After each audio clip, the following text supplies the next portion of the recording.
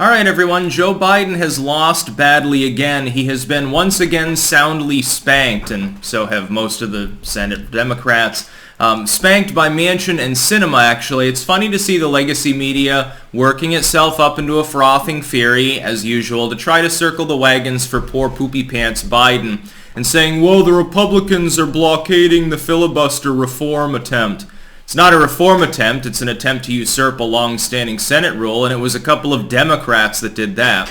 I love it when they're like, hey, why did Manchin and Sinema not flip to vote for us after years of saying that they would never enjoy undoing the filibuster, generally speaking? Except for the infrastructure bill. Of course, that was Manchin cucking a little bit. Let's insult them for months. Let's threaten to primary them. That'll make us see the light. That'll make them see the light. No, that's never the way that you want to deal with people, but the Democrats don't understand strategy. Here's the thing. Biden has been crippled. This isn't the first time that this has happened either. Build Back Better is now stalled out, presumably will not be passing. It doesn't have the votes to get across the filibuster threshold. Manchin is really, really wary about the issue. The OSHA mandate just got shot down, and if you look at new polling, and of course that's the courts, not the Senate. If you look at the latest round of polling, Biden's gap between his sky-high disapproval and his lackluster approval grew by more than 2 points in the last polling round. Again, exactly as predicted as people punish him for accomplishing literally nothing. He has done not one thing in his first year in office. With the exception of the infrastructure bill, which was pared down too much by Manchin and others to pass the muster with the leftoids, well, that's point number one against it. And number two was deeply partisan, so no Republican's going to want it, number two. So what did it help? Nothing. Now Biden's on the precipice of the possibility of war over Ukraine, and he's crazy enough probably to start one, start a nuclear conflict. So maybe we'll be free of him. Maybe we'll be free of all world leadership soon. Unfortunately, 99% of everyone else will be either glowing in the dark or they'll be dead too. So we'll see what happens. Link in the description as well. Archived, of course, to this story. The legacy media's like, oh my god, the Republicans are stonewalling filibuster reform. They want black people to not be able to vote. That's pretty much the entire propagandistic line with regards to this bill. Of course, the John Lewis Voting Act, it's not really about securing the right to vote. I'll explain what's in it and the multitude of problems with these bills in a moment, but keeping in mind that Biden is effectively now a lame duck. If he doesn't get this passed, he's done. What else is he going to do? He doesn't have a mandate anymore. The midterms are looming. The Senate and House Dems will be too busy preparing for re-election to back him. They'll be very, very wary considering his low approval. Also down below, if you're watching this video on YouTube, keep in mind there will be a pinned comment with links to other video hosting sites that I use. Keep in mind I make exclusive content every day on those platforms that doesn't go on YouTube. Could be subject related, could be my opinions on a subject, and it's generally just, YouTube's algorithms don't like you if you make more than 1 or 2 videos a day, so fuck it. Here's the thing. If you look at the John Lewis Voting Rights Act, or the paired reform bill so-called, all it is a soft coup. A number of states have, in accordance with their constitutional right, the 10th Amendment gives states rights not afforded the federal government, and with the exception of non-discrimination and a few other bells and whistles, the states handle the elections. They stage their elections, they have their own rules. That's why in one state you have to show an ID to get your ballot. In the next state, like in Vermont, you don't. In one state they have mass mail-in voting, like California, and in a state next door, mail-in votes are only for people who can prove who they are, and they can receive an absentee ballot because they have a legitimate purpose. Hey, I'm overseas. Hey, I'm a cripple. I'm incapable of leaving my home. Hey, I've got a deadly ailment and have to be in a bubble. I can't even use a pen. Those would be extenuating circumstances.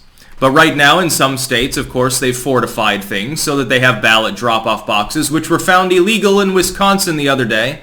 Those ballot drop-off boxes that were so controversial, pertinent to the honk in the last election in 2020. A judge actually sided with the plaintiffs.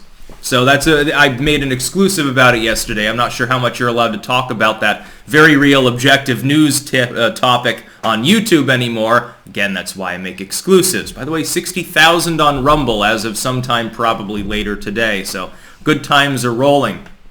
Here's what the act would do. It would make voting day a national holiday. That I support. See, the problem is you could do that in its own separate bill. It could be a half a page long. Congress hates single-issue bills, something that's simple, that's easy to read and understand. It likes to make them as dense as possible so that it can insert random taxes and regulations that have nothing to do with the main bill in there. To the point where the Senate parliamentarian is like their eyes glaze over unless the news is reporting on a big controversial topic and a staffer tells them what page it's on. This is how most of the shitty laws at the federal level exist, because nobody ever debated them. Now, I like how here they're trying to use reconciliation to bounce the voting rights bullshit, so-called, back and forth between the House and the Senate so they can have a final vote and vote cloture essentially immediately, which they did, and Manchin and Sinema have blocked that, so it won't pass. It's DOA. They can reconsider it over and over if they want to. Manchin and Sinema aren't budging, and so you'd need a large number of Republicans to vote for it. This was a bipartisan stopping, effectively. We heard with infrastructure that the fact that Mitt Romney voted for it made it bipartisan. Well, why aren't they calling this bipartisan? Several members of the Democratic Party joined with every Republican in order to block what would have effectively turned the Senate into a direct democracy, which was what it was never meant to be, by the way. It was literally incepted initially. It wasn't even voted on by the general public. The senators were appointed by state House members. The state House members would vote on who the senators from the state would be. Little known tidbit. They unfortunately undid that. I think we should go back to that concept as well, give the states greater latitude, because clearly the federal government doesn't know what it's doing. Other than that, making Election Day a national holiday, which I support again, it would have effectively what it does is prevent the states from choosing their own election rules. Which means if a state wants to screw around and have universal mail-in ballots, including for people who are not absentees, if it wants to have limitless ballot drop-offs, if it wants some unsurveilled shack in the middle of nowhere to be an official voting place where nobody is actually there to make sure there's nothing screwy going on, they can do that. Meanwhile, a state could not impose a voter ID law, not without the consent of the Democratic Party at the federal level. They could not limit absentee ballots.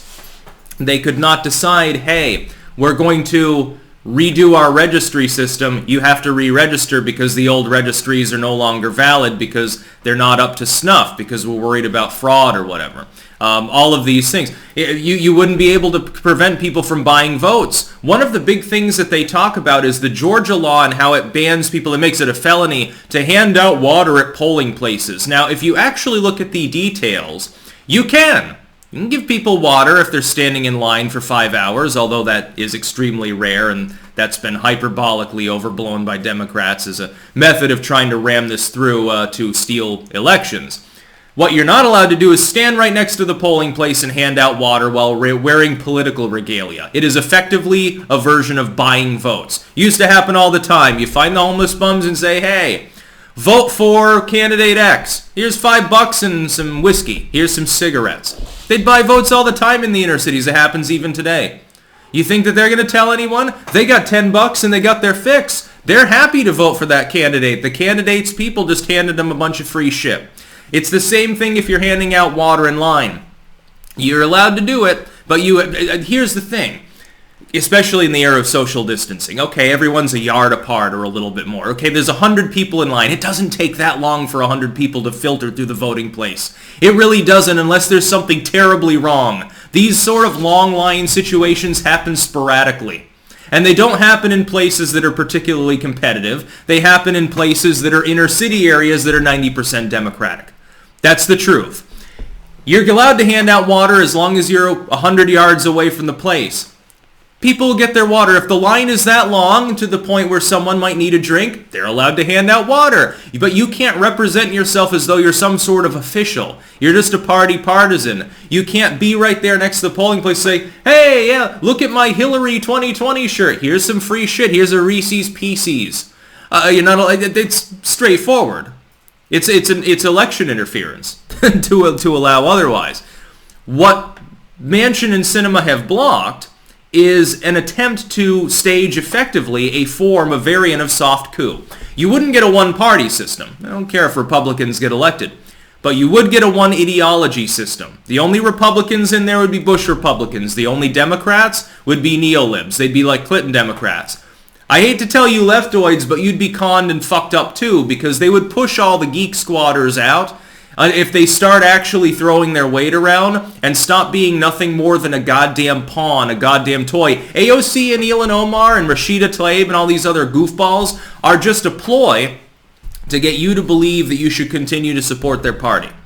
And populism, which is actually usurping the GOP, and not without good reason, because it's not like the neocons have done anything good for us in the last fucking 40 years, they are winning, and this is effectively an attempt to stop them as well. Welcome to the midterm season. I can't wait to see how it plays out, because with this, Biden is effectively done. The economy will not get better. Foreign diplomacy is not going to get easier. Biden's never going to get more coherent than he was yesterday. And that's based on his speech. A pretty goddamn bad threshold to keep in mind. Biden is effectively done. In a single year, he's managed to have 2 of the top 10 largest drops in approval polling history for a president. He's now arguably sub 40 in approval with a 12-point and growing gap. He's failed in every major endeavor with regards to everything except the infrastructure bill, which was watered down so much that the left still attacked him. He is fucked. Joe Biden is fucked.